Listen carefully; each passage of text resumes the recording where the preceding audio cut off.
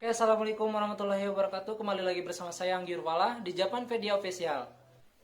Oke, hari ini saya mau share 3 hal penting sebelum kita magang ke Jepang. Apa aja itu? Simak terus videonya sampai selesai. Oke, yang pertama, job sesuai fashion Anda. Yang kedua, LPK yang sudah SO atau organisasi pengirim yang sudah ada izinnya dari Kemnaker. Yang ketiga adalah partner kerja atau teman kerja dari Indonesia gitu ya. Oke, saya bakalan jelasin satu persatu. Yang pertama adalah job yang sesuai dengan fashion Anda.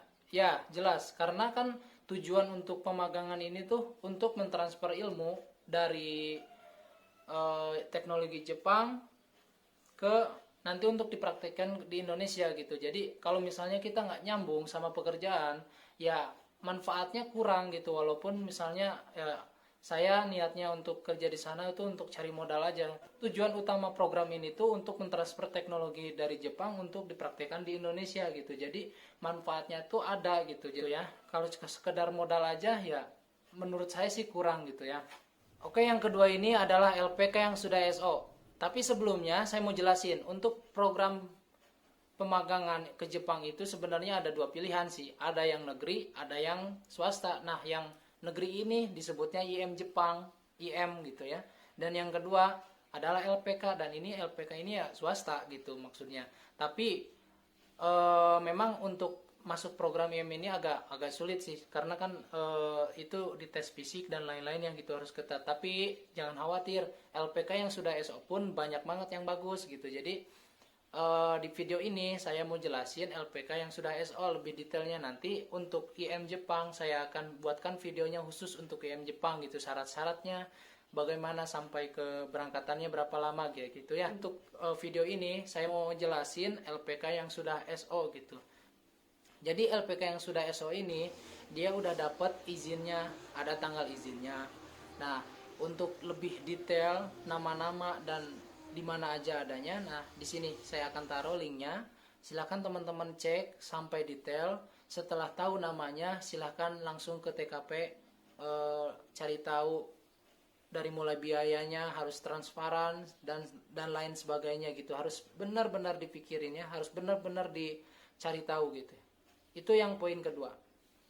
Yang ketiga adalah partner kerja atau teman kerja ketika berangkat dari Indonesia gitu. Ini juga hal penting banget gitu ya. Kenapa? Karena ya kita kan di sana belajar. Kita di sana itu lama. Kalau misalnya kita partnernya sama yang kurang tepat lah, yang satu tujuan, beda karakter, beda sifat mah itu emang udah biasa. Tapi kalau misalnya kita punya temen yang nggak sesuai dengan tujuannya gitu, ya susah, karena lingkungan itu sangat berpengaruh gitu. Itu sangat penting sih menurut saya. Kalau misalnya ketika wawancara atau mindset di Indonesia, itu pastiin temennya udah kita cari tahu gitu ya, seluk beluknya gitu, sifatnya, karakternya. Nah, walaupun misalkan kamu nggak sesuai atau nggak nggak sepemikiran, tapi seenggaknya kamu udah tahu, oh yaudah, kalau misalnya kamu mampu bisa berpartner dengan teman tersebut ya lanjutkan. Tapi kalau misalnya nggak cocok, itu bisa diajukan ke LPK-nya, saya nggak cocok sama teman ini, nanti takutnya udah di sana begini begini begini gitu. Jadi mendingan dari awal itu udah dipastiin, udah diputusin gitu, kalau misalnya mau atau enggak gitu. Karena hal penting, jangan asal pengen berangkat ke Jepang aja gitu, nggak dipikirin matang-matang dulu untuk hal-hal ini gitu. Hal-hal sepele tapi bakal berpengaruh, percayalah. Saya pengalaman sekali, banyak banget teman-teman yang curhat sama saya, banyak teman-teman yang saya baca di internet gitu. Semua hampir pemagang atau yang berangkat ke Jepang itu selalu bergesekan, selalu bermasalah. Walaupun nggak semua, tapi rata-rata gitu. Kalau nggak percaya silahkan nanti dicoba sendiri.